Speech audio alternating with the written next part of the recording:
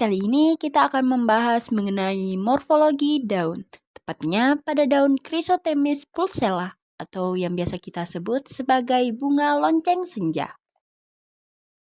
Chrysothemis pulsella merupakan tanaman herba berbunga dari famili Gesneriaceae, merupakan salah satu bagian vegetatif yang paling menarik dari spesies ini.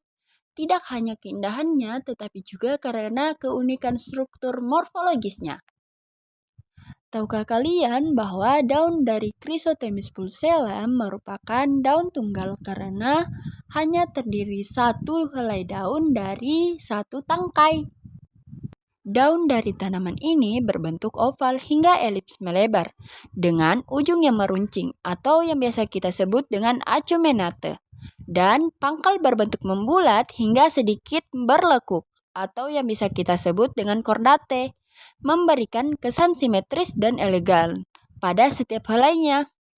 Ukuran daunnya bervariasi, namun umumnya cukup besar, dengan panjang sekitar 10-20 cm dan lebar sekitar 5-10 cm. Tepi daunnya bergerigi halus atau yang bisa kita sebut dengan serate, menambah tekstur visual yang khas dan membedakannya dari daun-daun tanaman tropis lain yang lebih polos. Permukaan daun pada Chrysothemis pulsella memiliki tekstur yang halus hingga sedikit berbulu, tergantung pada umur dan kondisi tumbuh daun tersebut. Warna permukaannya sangat menarik, yakni hijau tua mengilap pada bagian atas yang memberikan kesan segar dan eksotis. Sementara pada bagian bawah daun biasanya lebih pucat, kadang disertai semburat warna ungu atau kemerahan. Pantulan cahaya pada permukaan daun bagian atas kadang menghasilkan efek keemasan atau mengilap, yang menjadi ciri khas tanaman ini dan sejalan dengan nama genusnya, Chrysothermis, yang berasal dari bahasa Yunani yang berarti keemasan. Dari segi struktur tulang daun Chrysothermis pulsella atau yang biasa kita kenal sebagai bunga lonceng senja ini memiliki tulang daun yang mirip, yaitu satu tulang utama yang membentang dari pangkal hingga ujung daun, dengan tulang-tulang sekunder yang menyebar ke samping secara simetris. Tulang daun ini cukup menonjol, terutama pada bagian bawah daun, sehingga mudah terlihat dan teraba. Fungsi tulang daun yang jelas ini tidak hanya sebagai penguat struktur daun, tapi juga sebagai jalur transportasi air dan nutrisi yang penting untuk metabolisme daun dari Chrysothemis pulsella ini.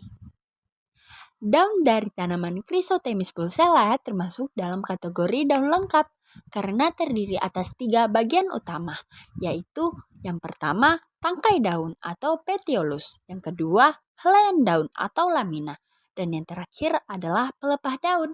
Meskipun pelepahnya tidak selalu tampak mencolok seperti pada tumbuhan dari keluarga lain seperti pisang atau bambu.